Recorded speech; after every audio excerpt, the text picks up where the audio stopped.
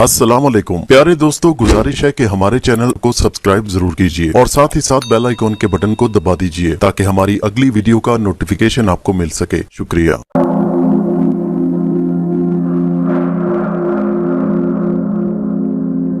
ये उस जमाने की बात है जिस वक्त मेरी उम्र महज 12 साल थी। हम लोग अपनी दादी के पास गांव गए हुए थे। ये 90 की दहाई के शुरू का जमाना था। हम सबको दादी जान के पास बैठकर मजे मजे की कहानियां सुनने में बहुत लुत्फ आता और दादी जान भी बड़े शौक से हमें कहानियां सुनाया करती। वो हम सब से बहुत मोहब्बत करती थी। मुझे अच्छी तरह याद है, उन्हीं दिनों मेरे ताया सुलेमान की तबीयत बहुत ख़राब थी और वो अस्पताल में ज़ेरे इलाज थे, जिसकी वजह से हमारी फैमिली गांव में गई हुई थी। मेरे अब्बा जान का नाम सुल्तान था। उनके पास शहर में मौजूद थे और हम सब बहन भाई गांव में अपनी दादी के पास। मुझे अच्छी तरह याद है कि दादी जान उन दिनों बहुत परेशान थी, मगर बच्चों की जिद के आगे मजबूर होकर उन्होंने हमें कहानी सुनाना शुरू की। 10 या 11 बजे का वक्त गांव में आधी रात का वक्त समझा जाता। सर्दियों के दिन थे और रातें बहुत सर्द और डरावनी।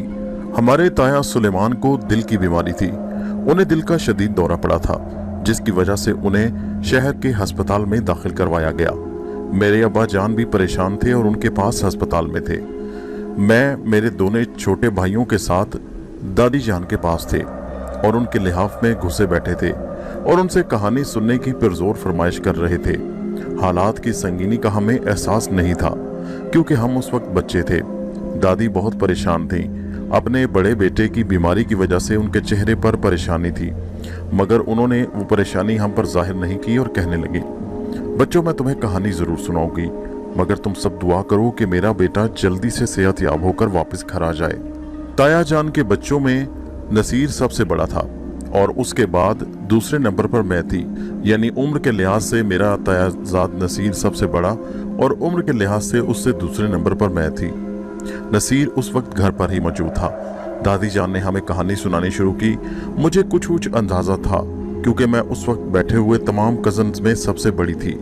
मुझे ये पता था कि दादी जान परेशान है, मगर मैं भी बच्चों के साथ वक्त गुजारी के लिए कहानी सुनना चाहती थी। दादी जान कहने लगी, आज मैं तुम्हें एक जिन की कहानी सुनाऊंगी। मैंने झट से कहा, दादी जान आप ही तो कहती हैं कि रात के वक्त जिन की कहानी नहीं सुनाते, अगर उनकी कहानी सुनाएं तो जिन अक्सर आ जाया करते हैं। दादी जान मुस्कुराकर कहने लगी, हाँ बात तो ठीक है, क्यों मैंने यही कहा था, मगर फिर भी कहानी बहुत दिलचस्प है और मैं चाहती हूँ कि तुम बच्चों को ये कहानी सुनाओ।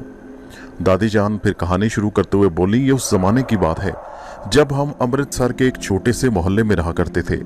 तकसीम का शोर पड़ा तो हमारा खानदान वहां से निकल पड़ा। हमारे साथ के कई लोग इधर उधर बिखर गए। दंगे फसाद में कुछ लोग मारे गए। हम भी एक काफिले के साथ लाइलपुरा पहुंचे।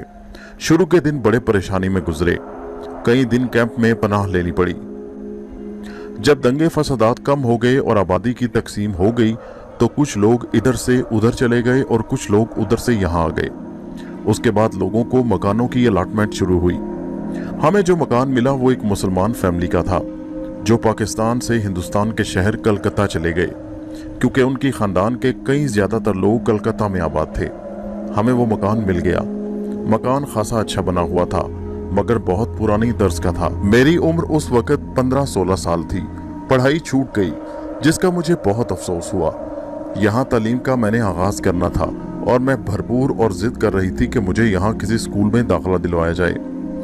हम जिस घर में आए उसमें एक पीपल का दरख्त था। पीपल का दरख्त अकेला सहन में खड़ा होता, अजीब सा लगता। दोपहर के वक्त इसकी घनी छांव में हम बैठ जाते, मगर रात के वक्त वो दरख्त बड़ा खौफनाक मंजर पेश करता। कुछ दिन बड़े आराम से गुजरे, फिर एक अजीबो गरीब वाकया रूनमा हुआ। अक्सर हमें रात के वक्त दरख्त में से रोने की आवाज आना शुरू हुई। शुरू में तो हम बड़े खौफजदा हुए और इसी तरह एक रात मेरी वालदा मोहतरमा रात के वक्त पानी पीने की गर्ज से उठकर सहन में आई तो उन्हें किसी के रोने की आवाज आई। आवाज बड़ी दर्दनाक थी। वो बड़ी हैरान हुई और खौफजदा भी। जब उन्होंने गौर किया और आगे बढ़ी तो उन्होंने महसूस किया कि रोने की आवाज उस दरख्त के अंदर से आ रही थी। वो दरख्त के करीब पहुंची और फिर जोरदार चीख मारकर वहीं गिर गईं। उनकी चीख की आवाज सुनकर हम सब घर वाले हड़बड़ाकर उठ बैठे। बाहर निकलकर मेरे वालिद साहब ने देखा तो उन्होंने देखा कि वो सहन में बेहोश पड़ी हुई थी। उन्होंने उन्हें उठाया और अंदर लाकर चारपाई पर डाला और फिर उनके मुंह पर पानी के छींटे मारा ताकि उन्हें होश में लाया जाए। जब वो होश में आई तो बहुत ही खौफजदा थी और बार बार इशारा कर रही थी कि मैंने वहाँ कुछ भयानक चीज देखी। वो बार बार कह रही थी कि मैंने वहाँ एक भयानक खौफनाक शक्ल वाला आदमी देखा है जो यकीनन एक जिन है। मेरे अब्बा जान इस बात को मानने से इनकारी थी। वो कहने लगे, तुम रात के वक्त बाहर निकली हो और तुम्हारा वहम है, तुम्हारे सर पर वैसे ही खौफ सवार है। उन्होंने खुद भी इस बात को हवा में उड़ा दिया, मगर मेरी अम्मी बार बार इसरार करती रही। वो कहती रही, वो इस बात पर कायम थी कि मैंने उस दरख्त में एक भयानक शक्ल देखी है। मैं खुद भी एक बार इस बात का मुशाहिदा कर गई। एक बार मैं शाम के वक्त मगरिब की नमाज के बाद बाहर सहन में गई तो मुझे दरख्त में से अजीबो गरीब आवाजें आई। मैं खौफजदा हो गई। मेरी नजर दरख्त पर पड़ी तो ऐसा महसूस हुआ जैसे मैं सांस लेना भूल गई हूँ। मैंने दरख्त पर देखा एक अजीबो गरीब मनहूस शक्ल का भूतना बैठा हुआ था जो मेरी तरफ बड़ी दिलचस्प निगाहों से देख रहा था। मैं उसे देखकर चीखती हुई वापस कमरे की तरफ दौड़ी। मैंने अपनी अम्मी को बताया तो वो कहने लगी, बेटा मैं तुम्हारी बात मानती हूँ, मैंने तो एक खौफनाक शक्ल वाला जिन वहां देखा है, मगर क्या करूं तुम्हारे अब्बा जान नहीं मानते, इस दरख्त को फौरन कटवा देना चाहिए। अब्बा जान से मैंने कहा तो वो कहने लगे, अरे भाई इतनी अच्छी भली छांव है उस दरख्त की, देखो ना वो दरख्त तुम्हारे लिए कितना फायदेमंद है। उस पेड़ की छांव में तुम दिन के वक्त बैठते हो। देखो बेटा अगर उसे कटवा देंगे तो एक तो सहन की खूबसूरती मांद पड़ जाएगी और दूसरा तुम छांव से महरूम हो जाओगे। मैंने अपने अब्बा जान को बताया, अब्बा जान मैंने वहां पर एक बहुत ही खौफनाक शक्ल का भूतना देखा है। वो मेरी बात सुनकर हंस पड़े और बोले, तुम भी अपनी माँ की तरह पागल हो। अरे भाई वहां भूत जिन का क्या काम। उन्होंने मेरी बात को हवा में उड़ा दिया। हम दोनों माँ बेटी खौफजदा रहने लगी, मगर इस बात का तो वालिद साहब को उस वक्त पता चला और उन्होंने इस बात को उस वक्त कबूल किया जब उन्हें खुद इस बात का तजुर्बा हुआ। खुद अब्बा जान ने वो आवाज़ सुनी। वो तहज्जुद की नमाज के लिए रात को उठे तो उन्हें दरख्त में से अजीबो गरीब आवाज़ आई जिस वक्त वो वुजू करने के लिए बाहर गए। अब तो उन्हें यकीन हो गया कि जो कुछ मैं और मेरी वालदा कहती थी वो बिल्कुल सच था। अब्बा जान ने अगले दिन एक आलिम दीन से बात की और उन्हें हमारे घर ले आए। वो आमिल भी थे। उन्होंने बगौर उस दरख्त का मुआयना किया, फिर वहीं बैठ गए। काफी देर कुछ पढ़ते रहे, फिर अब्बा जान को लेकर कमरे में आए और कहने लगे, कुरैशी साहब आपके इस दरख्त में कोई गैर मरी मखलूक यानी कोई जिन वगैरह मौजूद है। अब्बा जान उसकी बात सुनकर बहुत हैरान हुए। क्या मतलब है आपका आमिल साहब? वो कहने लगे, मेरा इल्म झूठ नहीं बोलता, ये दरख्त किसी गैर इंसानी मखलूक का मस्कन है, मगर जाहिर ये होता है कि उस मखलूक को उसकी मर्जी के बगैर उस दरख्त के अंदर कैद कर दिया गया है और वो उससे आज़ाद होना चाहता है। अब ऐसा कीजिए कि इस मकान के बारे में मालूमात लीजिए कि ये मकान पहले किसका था और इस दरख्त किसने लगाया। इसके बाद ही इसका कुछ हल किया जा सकता है ताकि असल बात तो पता चले। ये कहकर आमिल साहब चले गए। मेरे अब्बा जान ने इस मोहल्ले में एक बुजुर्ग से राब्ता किया जो मुस्तकिल यहाँ के रिहायशी थे, यानी वो हिंदुस्तान से हिजरत करके यहाँ नहीं आए थे बल्कि मुस्तकिल तौर पर पहले से ही यहाँ के रहने वाले थे। काफ़ी बुजुर्ग आदमी थे। उनसे जो मालूमात मिली उनके मुताबिक ये घर मिर्ज़ा अतर का था जो अपने ख़ानदान समेत यहाँ से कलकत्ता चले गए। ये मकान बहुत पुराना था, उनका आबाई मकान था। उन बुजुर्ग ने यह भी बताया कि ये दरख्त पर किसी दूसरी चीज़ का साया था, मगर उसने आज तक मिर्ज़ा साहब के घर वालों को कोई नुकसान नहीं पहुँचाया और मिर्ज़ा साहब इस दरख्त को काटने के हक में नहीं थे। जब दरख्त को काटने की बात हुई तो मिर्ज़ा साहब ने इस बात को सख्ती से रद्द कर दिया। फिर कहते हैं, फिर मैंने एक दिन पूछा कि आप घर वाले इस दरख्त को जड़ से क्यों उखाड़ना चाहते हैं?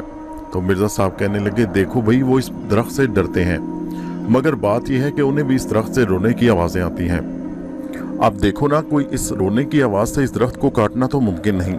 मैं जानता हूँ कि इस दरख्त के अंदर एक शैतान को कैद कर दिया गया था जिसका हमें कोई नुकसान नहीं, और जिस बुजुर्ग ने उन्हें कैद किया था उन्होंने सख्ती से ये ताकीद की थी कि किसी सूरत इस दरख्त को ना काटा जाए, क्योंकि दरख्त के काटते ही वो जिन आज़ाद हो जाएगा।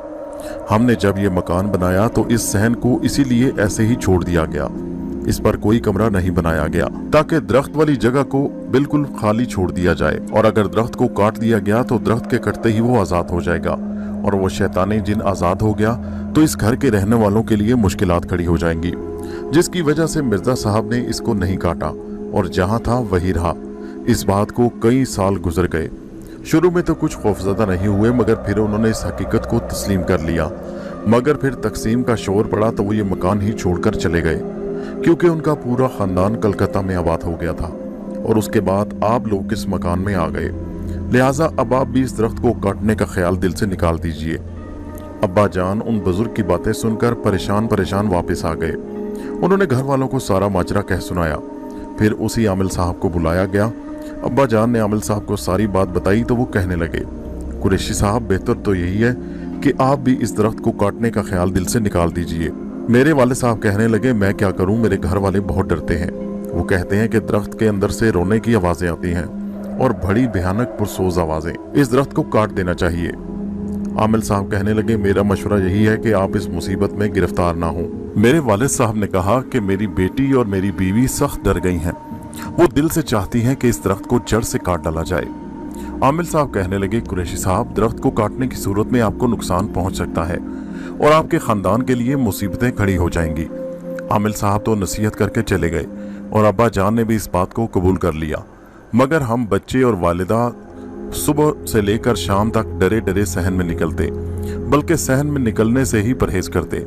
हमारी अम्मी कहती हैं कि ऐसा कुछ नहीं होगा, भला दरख्त काटने से हमें क्या नुकसान होता है, इस दरख्त को गिरवा दीजिए या इसे आग लगवा दीजिए। खैर, दिन रात कहने पर अब्बा जान मजबूर हो गए और उन्होंने कुछ मजदूर बुलवाकर जमीन को खुदवाया और उस दरख्त को जड़ से उखाड़ दिया। दरख्त को उखाड़ कर गिराया गया और फिर उसे काट दिया गया। बस ऐसा करने की देर थी, हमारे घर पर मुसीबतें नाजिल हो गईं। अम्मी जान, जो पहले सिर्फ दरख्त के अंदर से आने वाली आवाज़ों से डरती थी, अब एक तिनके के गिरने के खौफ से भी कांपने लगती। उन पर अजीबो गरीब दौरे पड़ने लगे और ऐसा सिर्फ चंद दिनों में हुआ। अम्मी की हालत अजीबो गरीब हो गई। कभी उन्हें सहन में कोई चलता हुआ नजर आता तो कभी उन्हें नींद से उठकर चीखे मारने का जुनून सवार हो जाता। फिर वो कहती, वो आ रहा है, वो मुझे मार डालेगा। अब्बा जान इस सूरत हाल से और परेशान हो गए। कभी वो चीखने चिल्लाने लगती और कहती, वो बहुत भयानक शक्ल वाला है, वो मुझे जिंदा नहीं छोड़ेगा। अब्बा जान ने घर तब्दील करने का सोचा, मगर जो ही हम घर तब्दील करने का सोचते, अम्मा फिर वावेला मचाने लगती कि वो इस घर को छोड़कर कहीं नहीं जाएंगी। ये दोहरी मुसीबत खड़ी हो गई। ना यहाँ से कहीं जा सकते थे और ना ही इस घर के अंदर सुकून से रह सकते थे और ना ही इसे तब्दील कर सकते थे। अब्बा जान तो बेचारे बहुत परेशान थे। मैं और मेरे दोनों छोटे भाई सहमे सहमे रहते। अम्मी की हालत दिन ब दिन बिगड़ती चली जा रही थी। कभी उन्हें गशी के दौरे पड़ते। अब्बा जान उन्हें दिखाने के लिए आमिल को बुलाकर लाए तो वो कहने लगे, कुरैशी, मैंने तुम्हें मना किया था कि दरख्त को मत गिराना, मगर तुमने वही किया। अब भला मैं तुम्हारी क्या मदद कर सकता हूँ।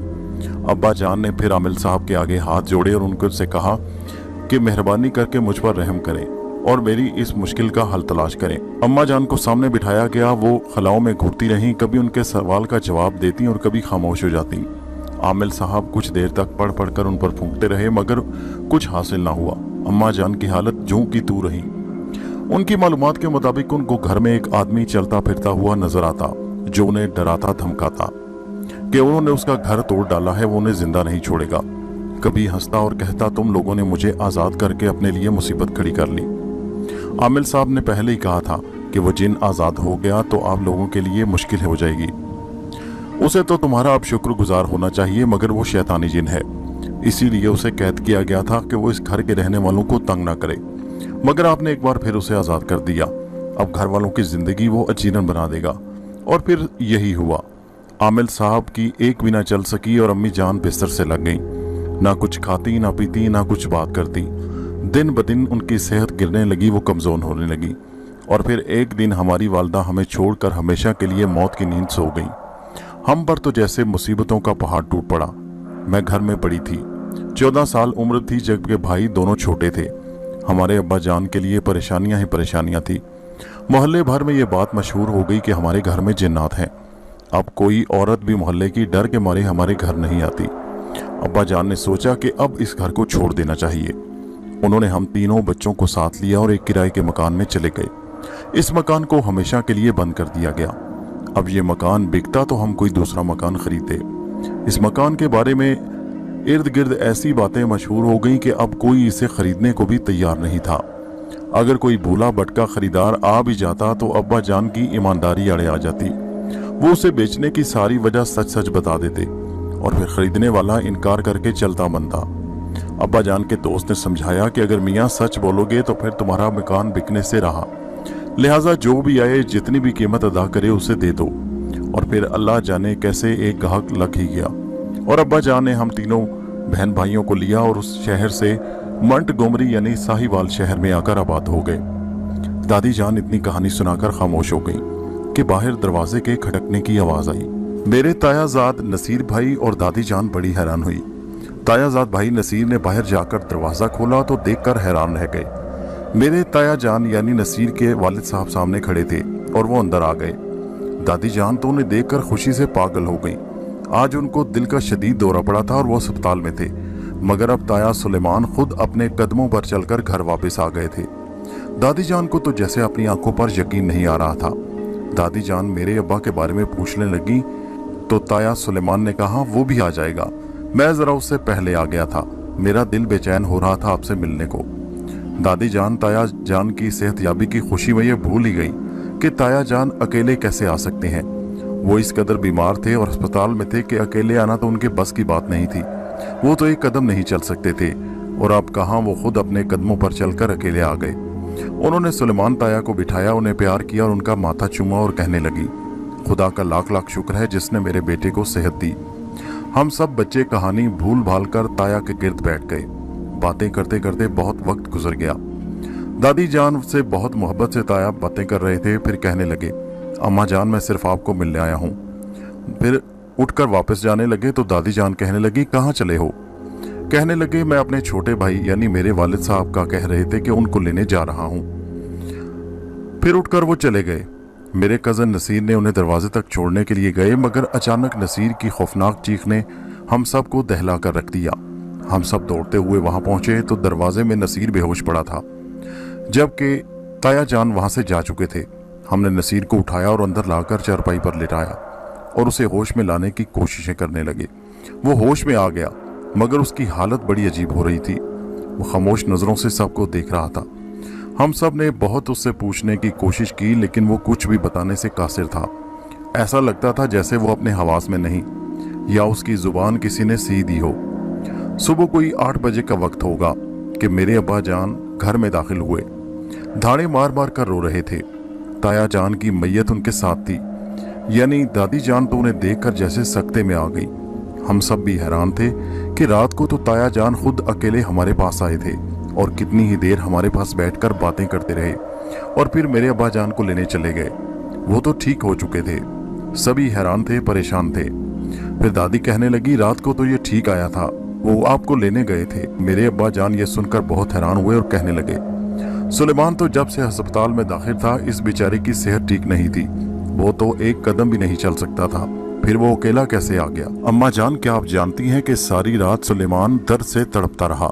वो बेचारा तो सारी रात अजियत में था, उसने बहुत मुश्किल से रात काटी। उसका दर्द देखकर तो मैं भी सारी रात रोता रहा। ये कैसे मुमकिन है कि वो रात को आपके पास आया? भला वो किस वक्त आपके पास आया?